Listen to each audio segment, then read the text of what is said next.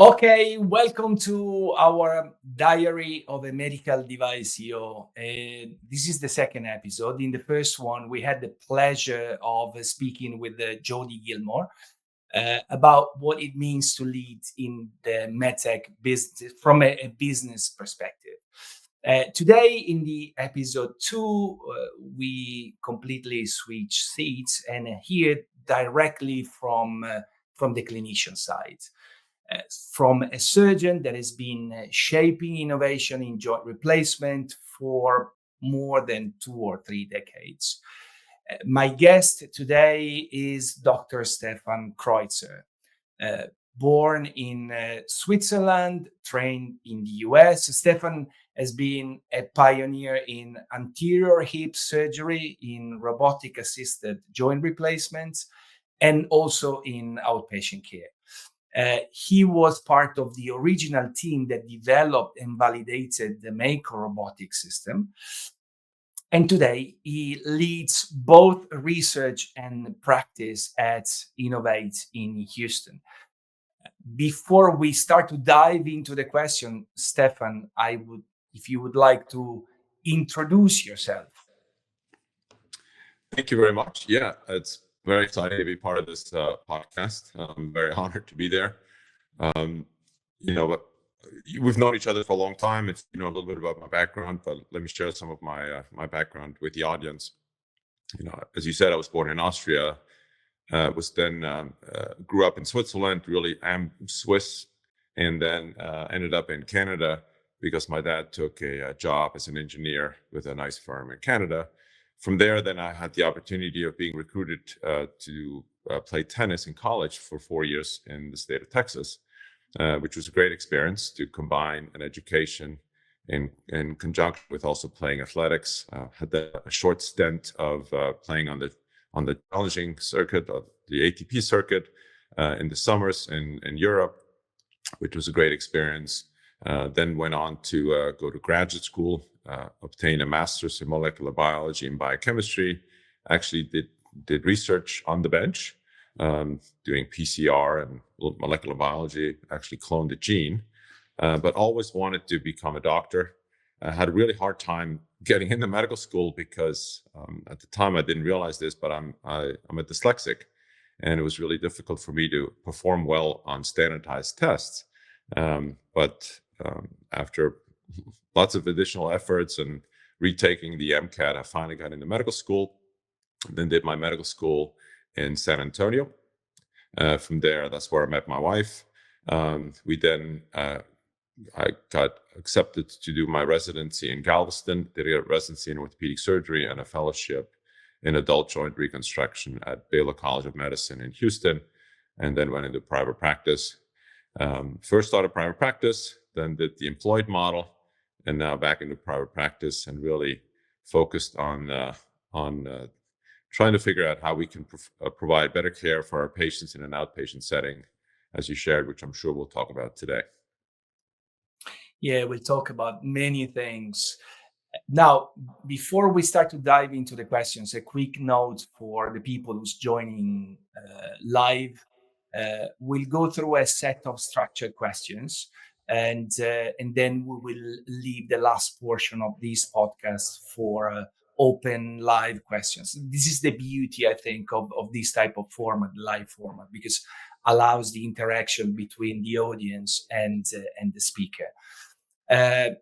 If you want to familiarize yourself with how you can interact with us, you can see that in your LinkedIn there is a chat box.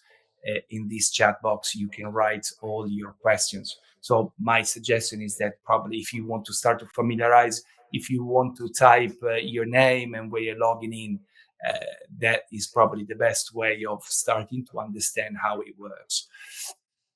On a personal note, I first met Stefan almost 10 years ago, but I truly discovered him and his personality during a very long trip we shared in France, exploring the roots of direct anterior approach.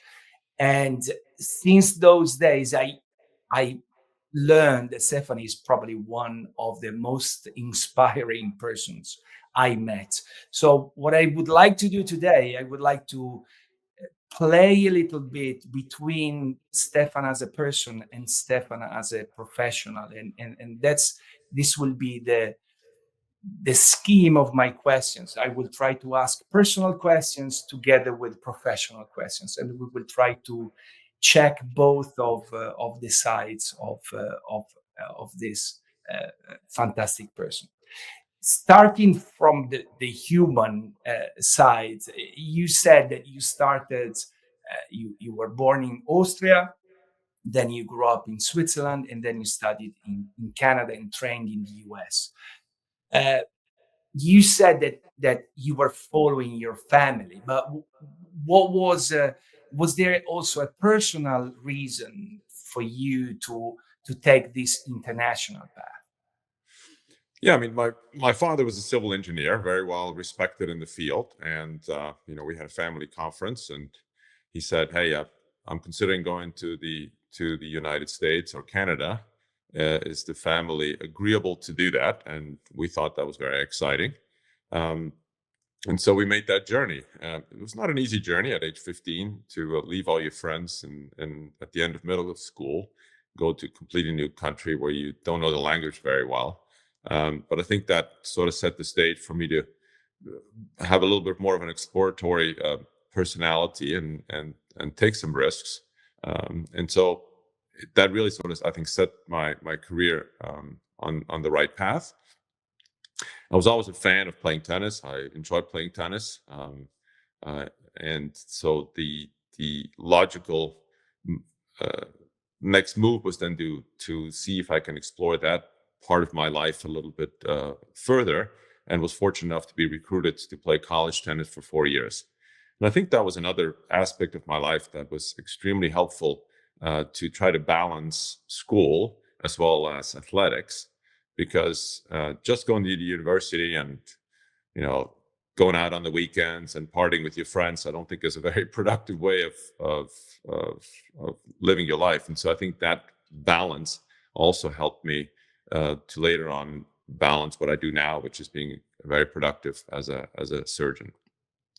So you think that somehow being a semi-professional tennis player has influenced your way to approach surgery and leadership as well?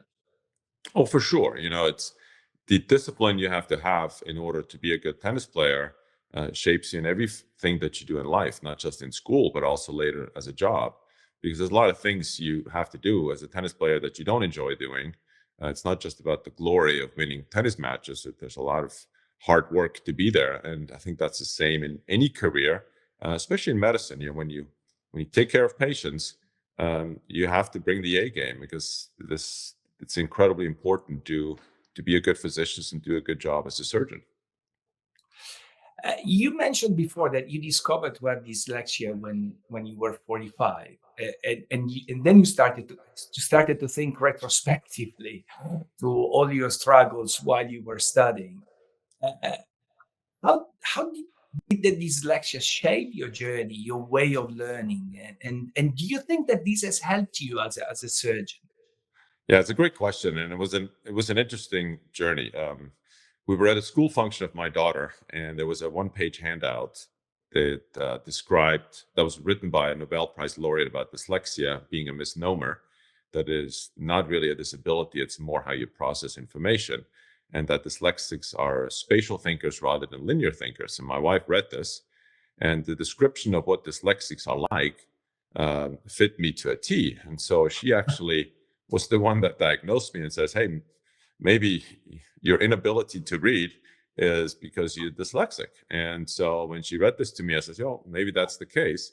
At that time, I was already successful, and I was a physician, and really there was no need for an intervention, but it certainly made me curious. And then later on, I had a patient who tests children for learning disabilities like ADHD and dyslexia and things like this. And so we got into a conversation after I did her hip replacement whether you can get tested as an adult for dyslexia. And she says, absolutely. And so I didn't want to say I'm a dyslexic without actually officially being tested. And so at age 40 or 45, I can't remember exactly how old I was, I went through a whole battery of testing, and sure enough, it came back severe dyslexia. Most people read at a speed of 250 to 350 words a minute. My speed clocked out at 89 words a minute with a reading comprehension of 51%, which is pretty much you can't read. And so that's when I realized that my inability to read was not because English was my second language, it's because of dyslexia. But then when I learned more about dyslexia, it's quite interesting because apparently 40% of billionaires are dyslexics, and a lot of the famous people like Charles Schwab or Richard Branson, Albert Einstein, they were all dyslexics. And apparently dyslexics have the ability to sort of think outside the box, see relationships that other people cannot, and are very innovative and can be quite transformational as long as you have a good team around you that do all the stuff that you're not able to do. And so to me, my dyslexia is not a disability. It's one of the main reasons why I think I've been successful in many aspects, such as development work, in the business world, and so forth. That's really interesting, and this leads a little bit to what I wanted to ask you following. That is something more around your technical knowledge. We said that you were one of the first surgeons to test and investigate the Mako robot. Uh, Now the Mako is completely mainstream. Uh, After 20 years, there is still people that don't believe in robotics in orthopedics. Uh, what is your perspective? Yeah, and I've kind of had a different development there as well. I mean, I think I had the fourth Mako robot ever made. I was then quickly involved in a lot of the development work. I was fortunate enough to be part of the development phase of the knee replacement as well as the anterior hip replacement. And I always felt that a better tool will make a better surgeon. And to the development of the Mako robot, it was just fascinating how it helped me become a better surgeon and better understand what the challenges are for knee replacement. I think since then, now the focus is really on a lot on robotics, where I believe the next level of innovation is really going to be on soft tissue, because what a robot does, it's highly accurate, but we're still very much challenged on how to do a knee replacement perfectly, because there's a lot of different opinions. And so I think the next iteration of technologies that will augment robotics is some form of tissue balancing technology that can actually measure ligament tension, because while most surgeons disagree on how to do a knee, they will all agree that the most important part is to balance the soft tissue. And so I think that's where it's going to go next.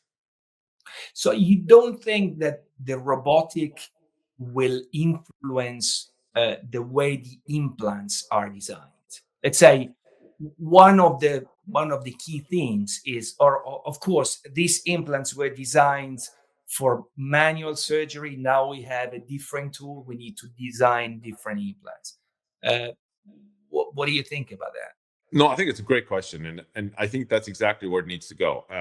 Because if you look at the reason why the implants are designed the way they are designed is to be forgiving, because of the lack of precision of some of the instrumentation that we've had.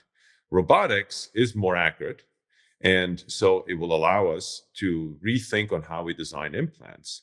A lot of the big device companies are really not interested in developing new implants because it's extremely expensive. And that's a little bit of a challenge. So I think I'm looking for the smaller companies that are really more in the personalized orthopedic space to make the charge on that. And hopefully the combination with custom implants, robotics, and a good soft tissue balancing device will take us to the next level when it comes to knee replacement. Okay. Uh, Let's increase a little bit the conversation around what are called the enabling technologies. So we're talking about pre-op planning, navigation. So not only robotics, but a little bit wider. Uh, I keep seeing a lot of LinkedIn posts. Now, I appreciate this. It's not scientific, but let's say it's the common sense, it's the word of mouth. And I keep hearing a lot of people, even in the industry, identifying the enabling technologies as a marketing gimmick. The only real reason why now you can market something in orthopedics. Uh, what is your perspective? Are the enabling technology really useful or not? How much time do we have? It's a great question, and it's not about implants anymore, right? Nobody talks about single radius versus dual radius. Nobody talks about female knee versus a male knee. Everybody talks about enabling technology, and if and I'm not sure why that is. I think part of the reason is because device companies spend so much time. It's so expensive to develop a new implant because for example, Stryker, the triathlon knee is $1 billion business, and they have hundreds and hundreds of instrument sets in the field. If they develop a new knee, they have to replace all that. So it's extremely costly. But if they add another enabling technology, like a Mako robot or disposable instruments or a soft tissue balancing device, then they can use their large capture of the market and add another cost to it, another revenue stream to it. And it's much better for them in the short term than to completely redesign a knee that takes anywhere from 5 to 7 years before it comes to the market. So I think that's sort of the push why the enabling technology has been the main focus of device companies. Now, some of these enabling technologies are excellent, and they actually do add to the clinical success of surgery. For example, I use NaviSwiss as a navigation tool on the hip side, and I feel that it has tremendously helped me become a better surgeon. I do think Mako has definitely made the community surgeon who does a few knees a better surgeon because it's a more predictable operation. But I don't think it will change the clinical outcome so significantly that patients with knee replacement can run marathons. Because let's face it, you do a knee replacement on a patient, they are not going to run marathons. And that should be our goal, is can we get patients back to normal, which with current knee replacement, we cannot. Okay, now I got your point. And related to this, I remember once we were talking and you told me you put 10 orthopedic surgeons in a room and you'll get 10 different opinions about, we were talking about knee replacement, I guess. So how do you see, first of all, how do you see the enabling technology changing this situation? That is clearly a complication. And the second thing is your comment about the soft tissue one of the elements that is changing the fact that 10 different surgeons have 10 different opinions? Because clearly, if you're measuring a degree, it's a 3 degree, it's a 3 degree for everybody. But balancing the soft tissue, there is a lot of personal feeling. So are the two things related? Great question. And there are two questions there. So the first question is, one of my hopes with the enabling technology is that it will capture more data of what we're doing intraoperatively. Because to go back to that comment, 10 orthopedic surgeons, 10 opinions, is because we are really not capturing very well what we do in the operating room. And ultimately, what has to happen is we have to have a robust preoperative data collection of clinical data of the patient. We have to have accurate measurements intraoperatively of what we actually did to that patient. And then we have to collect postoperative data as a feedback loop, just like machine learning is done with AI, to then see what intraoperative surgical data results in better clinical outcome. And currently, we're not doing that. But hopefully, some of this enabling technology, like robotics and so forth, that knows that we did a 3-degree varus cut and our flexion gap was 18 millimeters, will then allow us to give feedback loop of what is the best surgical plan. So we don't have 10 opinions. So we only have maybe 1 or 2 opinions of how you do a knee replacement. But the biggest lack of data is the soft tissue. And there are 3 technologies that actually measure soft tissue, which is the eLibra, the OrthoSensor, and the Omnibot. eLibra was acquired by Zimmer, then was put on the shelf. The OrthoSensor was acquired by Stryker, then put on the shelf. And the only one that's really truly measures soft tissue is the Omnibot. And so that's why I think if we don't really measure soft tissue, which is currently done, is sort of the art of knee replacement, we will never really create that feedback loop to improve the surgical target for knee replacement. And you prefer this to kinematic alignment approach? Good question. What I currently do is I do a kinematic approach, but I do adjustments based on the soft tissue envelope. So I do a preliminary cuts, measure the soft tissue tension, and then recut in order to achieve certain goals and based on the newtons or the tension of the ligaments. Yeah, it would be great to see one of your live surgeries. Now, you're mentioning the data, and this to me links to another of your passions, that is artificial intelligence and all, let's say, all what these technologies can bring to surgeons and to orthopedic. Do you think there will be a future for artificial intelligence in orthopedics? No questions about it. So let me give you a little bit of background of what I did when I first started in private practice. One of the first employees that I hired was a computer programmer who still works with me today. He set up a database at the time. We started back 20 years ago with scantrons of collecting clinical data. So we have over 20 years of clinical data, and we've always collected very robust clinical data on our patients. And I always felt that was important because if you don't collect data, you don't really know how well you're doing. And now, data is the most important part for AI because that's how you train these models.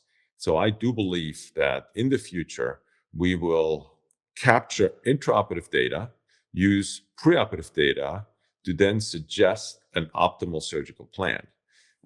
Some of this has already been done on the hip side, with OPS and some of this research that has been done by multiple people looking at optimizing a surgical plan on the hip side. And my hope is that a lot of this will also feed into knee replacement, whether it's using a digital twin or whether it's using an intraoperative algorithm that's AI driven to optimize a surgical plan based on certain data points. That's certainly my hope. And do you think that in the future there will be, I read articles about the concept of predicting outcomes, the fact that the data may allow you to predict outcomes and therefore also drive the rehabilitation. So something that goes outside of the surgery itself, but it's more related to the patient care. Do you think this will happen, or we need more data first? And second, how do you think the surgeons will be able to influence this? Great questions, and I think it has to happen because that's the only way that we're going to improve the outcome of our patients. Currently, we're doing 2 studies looking at patients that require a manipulation under anesthesia and patients that have hyperextension. And we're looking at what is the intraoperative soft tissue data that could potentially predict both of these outcomes that are negative outcomes. But if you don't have soft tissue data, I think just by looking at gaps or alignment, that's not enough. We have to collect more data intraoperatively about the soft tissue in order to make some of these predictions and hopefully then improves clinical outcome before we ever get in the operating room to have a good surgical plan. Okay.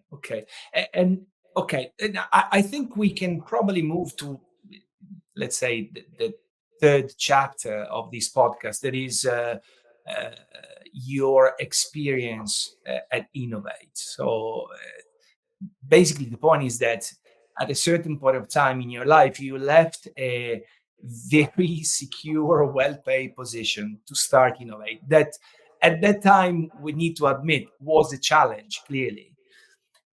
What was the trigger moment or the trigger thoughts that that pushed you to do this transition?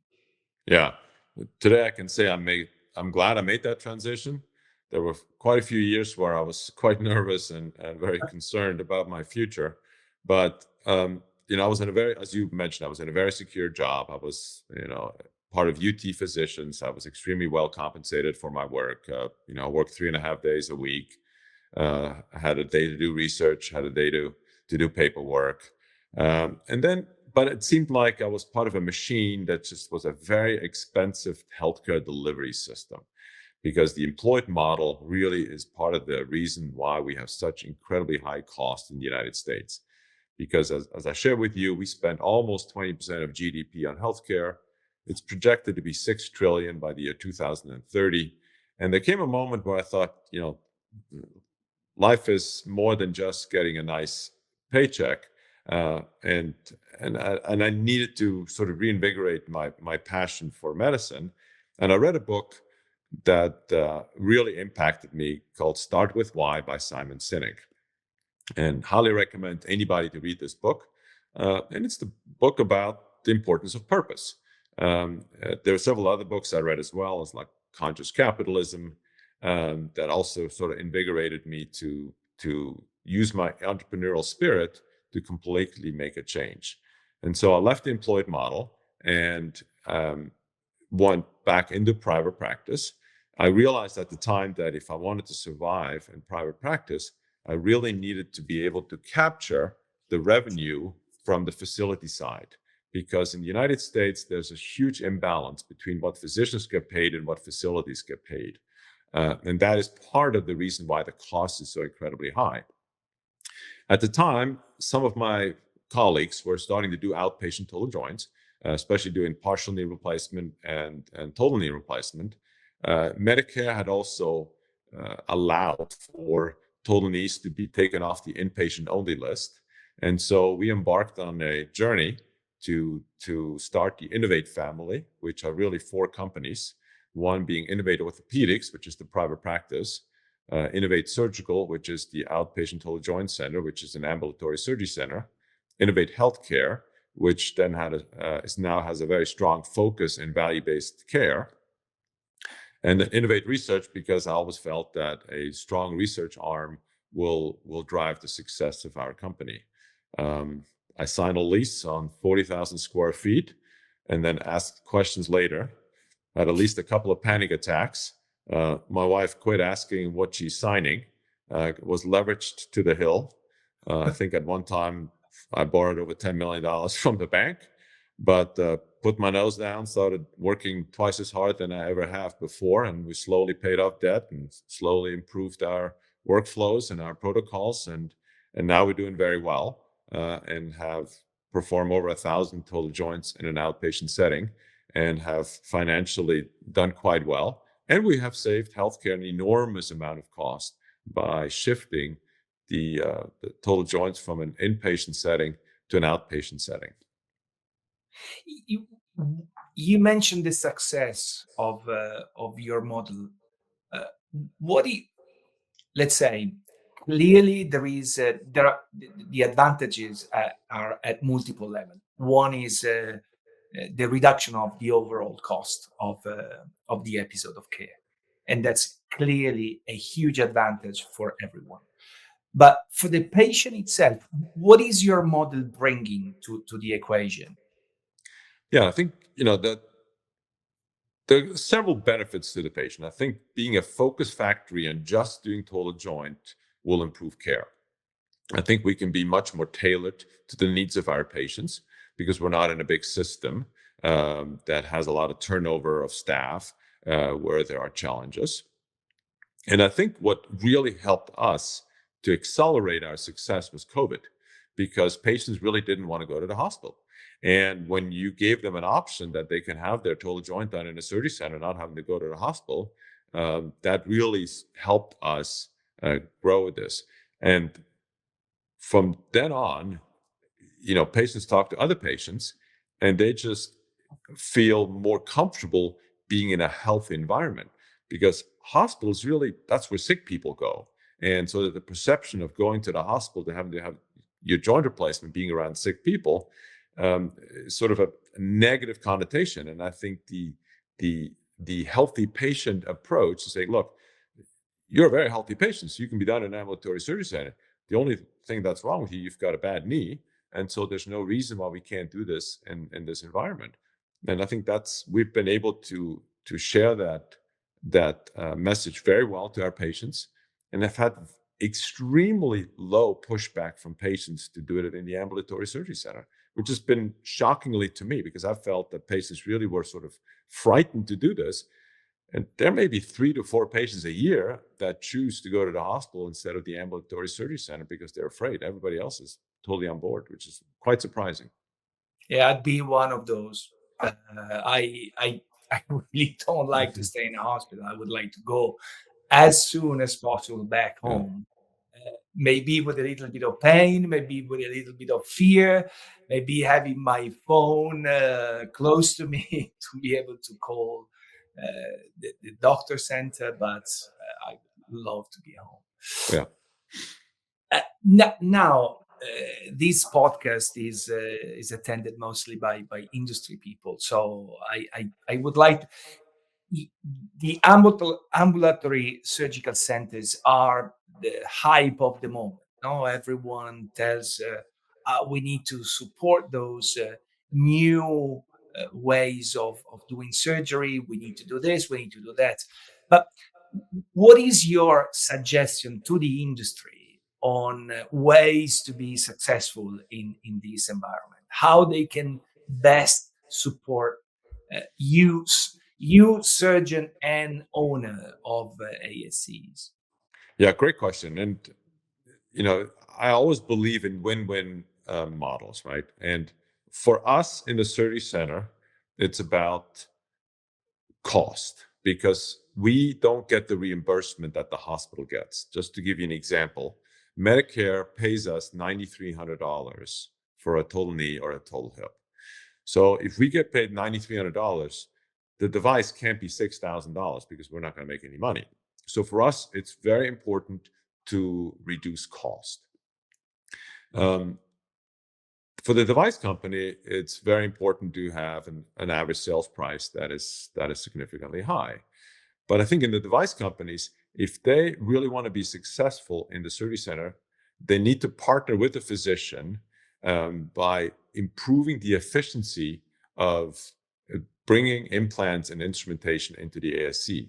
And there's a lot of cost to the device company that can be shaved away. One example is inventory management, right? It's extremely expensive for device companies to have a lot of inventory on the shelf.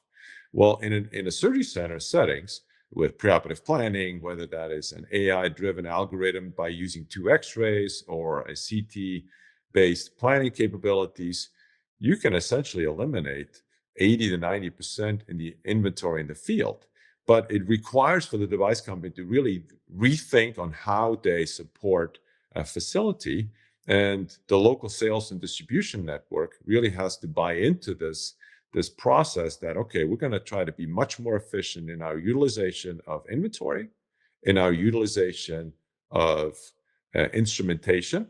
There's no reason to bring 8 sets of instruments to the surgery center when 80% of those of the instruments in that set are not being utilized by a particular surgeon. So the partnership between the device companies and the facility can shave off a lot of additional cost. And then that savings can then be shared, where we get a lower implant cost and the device company has a lower cost of doing business. And that's what I would encourage every device company to really look at, is how can I improve that relationship in order to reduce the overall cost and improve the margins for both sides. And how the enabling technology can support this change? First question. Second question, could the artificial intelligence and all the data management improve these elements? Great question again. And just the fact that you get a CT scan like Mako or a CT scan like NaviSwiss, you can predict what the implant is. For example, in our situation, our patients get the CT scan 1 month before they have surgery to have a hip replacement. Based on that CT scan, you know that that patient is going to need either a 50 or a 52 millimeter cup, because 100% of the time I put in what's planned or one size bigger. That gives them a whole month to predict what my inventory will be in my facility. So if they have additional inventory somewhere else that is about to expire, they can ship it to Houston. And that can be very much AI driven, where you automate the CT scan, gets uploaded into the cloud, you do auto segmentation, auto planning, you then include that into an inventory management platform, and you can predict what the inventory is going to be for every week in Houston. And then you ship only that inventory. That can be a huge cost savings to the device company. And that's what I'm hoping that this can do. That's just one example of many how AI can really help improve that process. Yeah, yeah. And and this would pay also the technology, because you know, there are a lot of comments uh, on who's paying the technology, no? And one of the major comments is now the technology is used by the big giants just to retain their market share, and that's it. Instead, what you're saying is slightly different. You're saying, no, no, no, there is a way to allow the technology to generate savings that will pay for themselves and will probably increase the overall efficiency of the system. 100% correct. When somebody comes to me with a new technology, I always have two questions. A, number one, what does it cost? And B, what's the return of investment? And if both of those they don't have a good answer for, I'm not interested. We cannot, in the United States, increase the cost of care. It is out of control. We spend 20% of GDP on healthcare. So any technology that comes to market has to have a return of investment and has to be cost effective. Otherwise, it's, especially in the ASC, it's not going to work. And we've been very successful. You know, we've never bought a robot. We've partnered with device companies that we do capped pricing in order to incorporate that into the cost of doing business. And you know, we've developed very good relationships with device companies of doing that. And most of them understand that. Some of them don't. And I'm hoping that the device companies will continue to explore opportunities to reduce the overall cost of doing business. Okay, now I would like to, if anybody has any question, please, now you can start to fill the comment box with questions. In the meantime, while everyone is typing those questions, I I wanted to ask you something related to this, because in your multiple hats, you are also you're also the founder of a technology company that is called IoT, that is producing physical physical technologies. So not software, but physical parts that can help.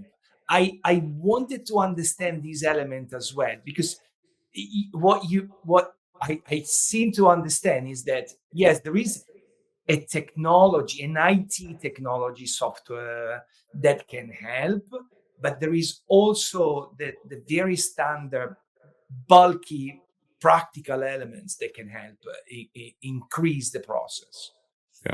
Yeah, great. IoT was founded about 15 years ago by myself and Manfred Menzi, my very, very good friend, and it was really founded out of a need. At the time, I was one of the very first to start doing anterior approach hip replacement. And as most of y'all know, that there was really two philosophies, with and without a table that facilitates the anterior approach. At the time, really the only table that was available was the OSI table, which is huge, bulky, and extremely expensive. And the hospitals were really not willing to spend, $120,000 on a table just to do anti-approach hip replacement. So again, in the search of a more cost-effective solution, we came across the arch table, which was actually developed in your home country in Italy by Professor Memminger. And then I remember I flew to Milan. There was a big strike at the time, so I had to take a taxi from Milan airport to the hospital to look at this table. It cost me a half fortune. And immediately looking at this table, I thought, oh my God, this is a genius approach of a design because of the features of it. And then Manfred and I built a company around this table. And we've since expanded multiple additional products. We recently came out with the ramp, which is a very cost-effective, efficient leg holding device. And we continue to iterate and develop new products that sort of fit into what is my philosophy of reducing cost, improving efficiency, and especially in the ASC, that comes in very, very handy. And so it's been a great journey. It's Manfred and I started with a line of credit of $250,000. We never took any outside money. We have no debt, and the company's doing quite well. So it's one way to build a responsible business without raising money, and that's been a very interesting experience, to say the least. Yeah, but exactly what I think is interesting is this fact that you're blending the two things. You're blending very high tech and sophisticated and far looking tools with a leg holder. That is something, but there is the need of both. That's what I think is interesting. Okay, we have few questions. One is from Richard that is asking, what about in-servicing to support OR at ASC by distributor staff? Is that done? Because this is a huge cost to distributors and industry. Also, are you buying directly from manufacturers from distributors? Great question. Yeah. So I think in-service is always important. It's much easier to do in the ASC because the staff isn't so incredibly competent. In fact, one of the models that we had is we actually did not have any local sales and distribution, and we purchased the devices directly from the company. And my staff opened up the boxes, the implants, basically a model where there's no device rep at all. All those things are quite capable. And I think to answer his question is that's where you really partner together with the ASC. Say, look, these are our costs, and be completely transparent. We hate in-service because they're extremely costly, and we seem to have to do this over and over and over. Come up with a very efficient way of in-servicing on new products, share that cost, share that inefficiency, and both win. There is another question from Will, and Alice, if you want to highlight this, because really, I think this is really interesting. And it's saying, what's the most compelling metric for you in calculating the return on investment for enabling technologies, reducing revisions, and if there is a difference in the ROI for a surgical center and a hospital? Yeah, that's a very good question and a very difficult one to answer. Reducing revision rate, you would think is extremely important in the ROI calculation. Unfortunately, in the US healthcare system, that is quite irrelevant, because the beneficiary of the reduction of the revision is the insurance company, but not the one that paid for the technology to begin with. For example, today I have Blue Cross Blue Shield. They pay for my hip replacement, but in 3 years from now, I may have United Healthcare. And so if I have a revision for United Healthcare, it's really not Blue Cross Blue Shield that benefited from the reduction of the revision. And so the ROI is not always obvious. There has to be an immediate ROI for the surgical center. Like, for example, I had somebody bringing us lunch with a PRP company that was charging, that is a new PRP system, but it's 3 times more expensive than what I currently pay. And if there's no clinical improvement, and there's no benefit from it, there's just no way that I can pay 3 times more for a PRP kit than what I currently pay. And so obviously we're not going to partner with them, because again, in private practice, it's all about reducing costs, because we are not going to get paid more by the payers. So for us, cost is extremely important. For us, the only way we can stay profitable is becoming more efficient in providing care and doing more and reducing cost. And so, because as you know, in the United States, 80% of physicians are now employed by either hospital systems or private equity. And when you're employed, it doesn't really matter what the cost is, because you've got your salary, just like I did, 10 years ago. But in private practice, it's all about reducing cost. Okay, there is another interesting question that is related to, let's say, the patient side, if you want. And it says, do you find that patients are drawn to high-tech joint replacements? How interested are they really? And do you find this is what drives their decision for one surgeon over another? This is an interesting element, because it's one of the other aspects of how the the robotic narrative has been brought by many in the industry, that the robotic is simply a marketing tool and not something that is really interesting for the patients. Yeah, it's been my experience, the patients really pick the doctor over the technology. But it's more and more do we get the questions, do you use robotics? I often get the question, do you use robotics in hip replacement? And I think there is a very poor understanding the difference between hip replacements and knee replacements of the general community. You don't need robotics for hip replacement. A good navigation system, a good tool, is more than adequate. In fact, it's probably better than a cumbersome robot to do hip replacement. Knee replacement is, again, a totally different ballgame. Knee replacement's millimeters matter. 1 degree matters, but a hip replacement is a very forgiving joint. So I think accuracy of cup placement can be easily done with a good navigation system. You don't need robotics. But to answer the question, patients do want that. I think they rarely will change doctors if you don't do technology. But it's becoming more and more a prerequisite to capture patients. Is it just a marketing tool? Just like anterior approach, hip replacement initially was a huge marketing tool.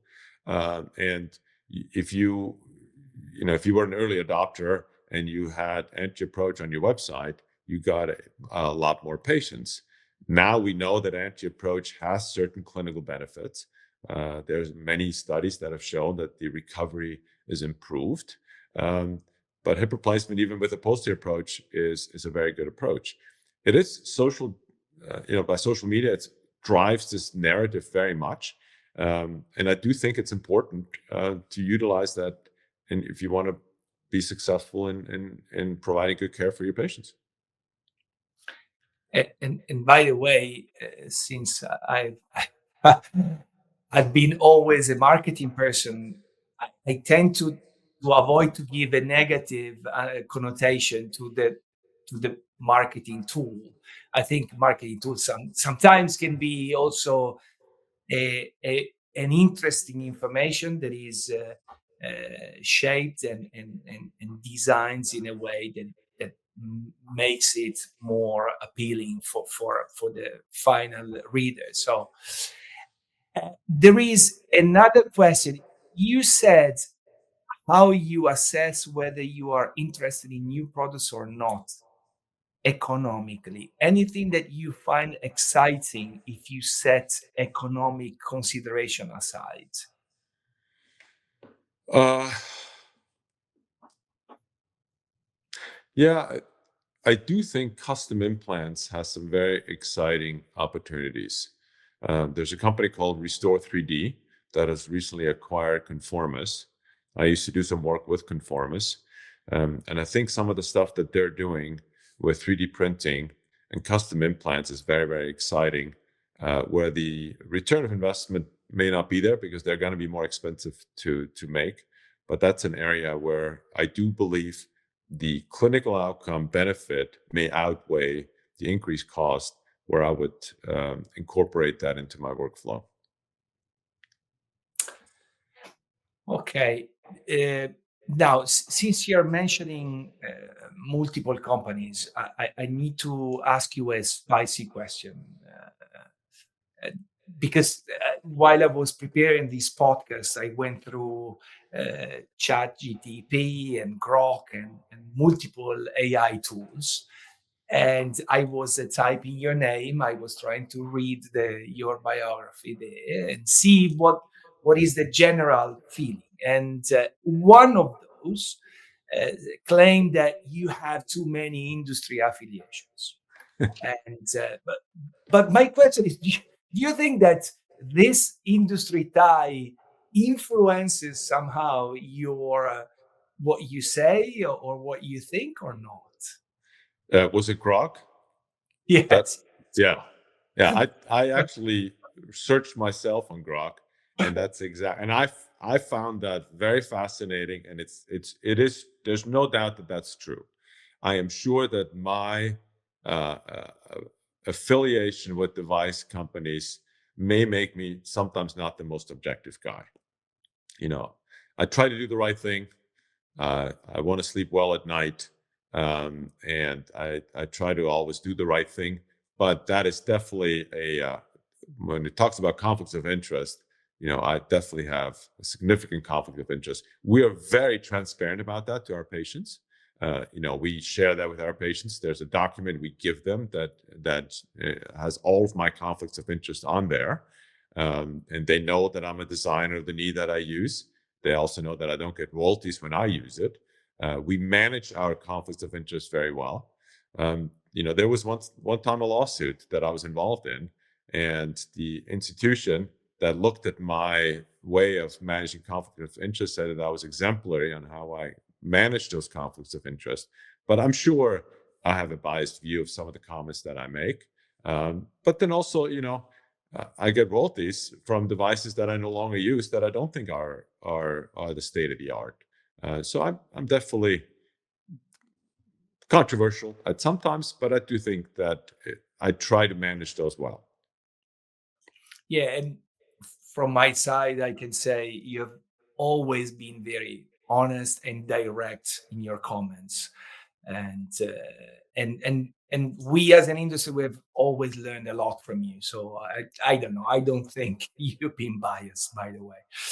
Uh, there is another question. Do you think patients will gravitate towards choosing surgeons using AI enabled devices in the future, just like they do for robotics today?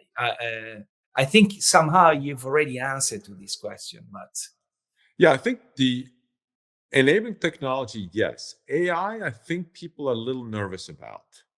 Um, you know, we have to be careful how we introduce that into the healthcare business, because I have a lot of students that rotate with us for observerships. And one of the things that I always share with them, that you have to be kind to your patients. You have to touch them, you give them a hug, you tell them it's going to be okay. So that human touch is tremendously healing for patients. And that will never be replaced with AI. I think AI in the background can make you a better physician. It's also an enabling technology. It can make you a more efficient physician. It can eliminate, hopefully, mistakes, but it needs to always be a supporting role, because at the end of the day, it's that face-to-face with the patient, it's that human interaction that is as important than any technology in the healing process for our patients. Okay. Now, I can see from the direction room that your image is rotating. I Uh, know. Did I yeah, do that? but no, I don't know. But I think this is a sign that we need to close this podcast. And by the way, I'm checking here on LinkedIn. I don't see you rotated. I don't know if it's just because I'm a couple of minutes ahead. But anyway, I think it's probably time to close this. I would like, Stefan, I really would like to thank you for, as usual.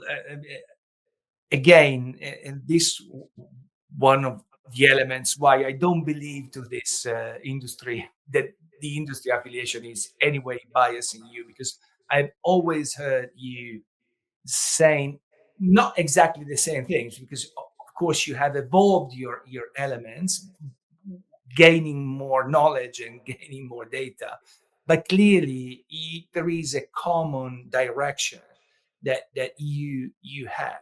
And I think it's a very clear direction, and it's a very useful direction for the patients and for the overall system. So I thank you for being with us today. I think everybody enjoyed. I would like to thank everyone that attended.